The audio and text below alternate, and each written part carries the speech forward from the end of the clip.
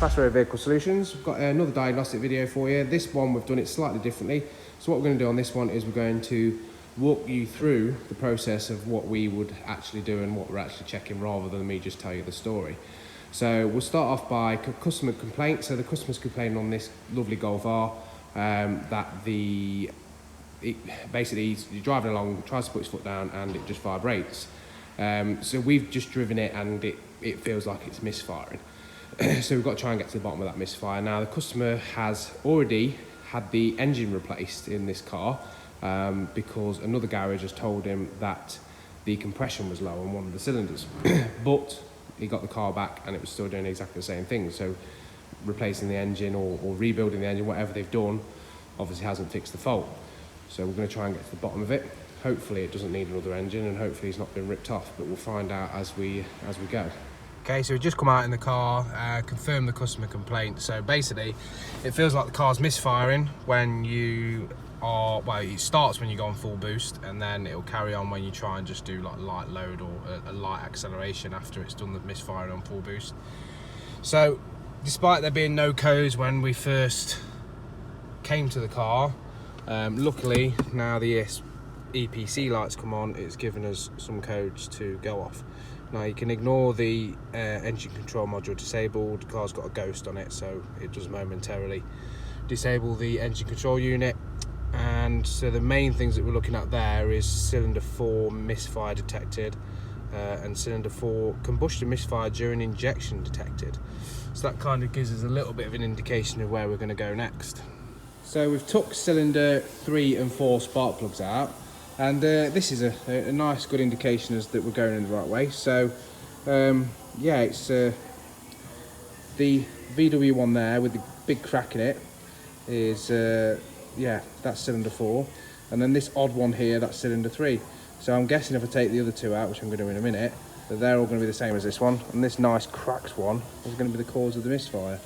But we'll see, we'll change them. If it's still misfiring, providing the compression is okay, which we're going to test in a minute, then it's going to mean that it's injector. If not, the compression's all good. Let's go driving it now and see if well, basically what we've done is we've changed the spark plugs, and I have, just as a matter of course, swapped cylinder 3 with cylinder 4.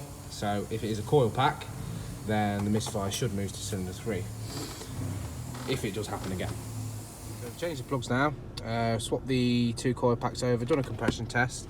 So all that needs to do now is we'll just clear these codes on the scanner. So if we press clear.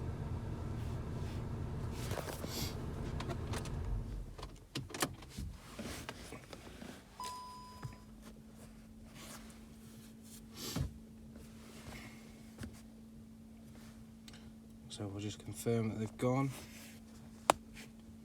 No fault codes detected. So what we'll do now is we'll take it out drive.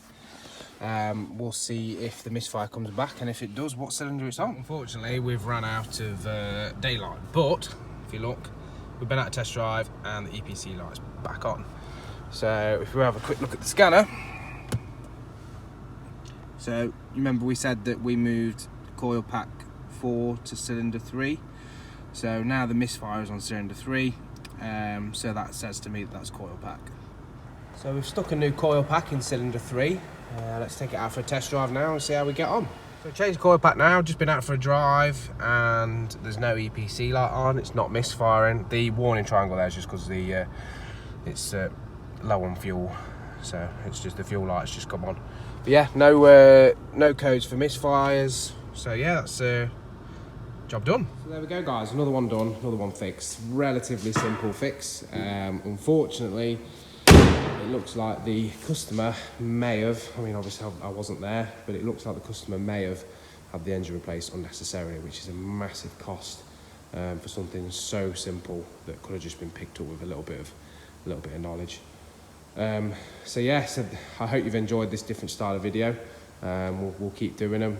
Hopefully we'll see you soon.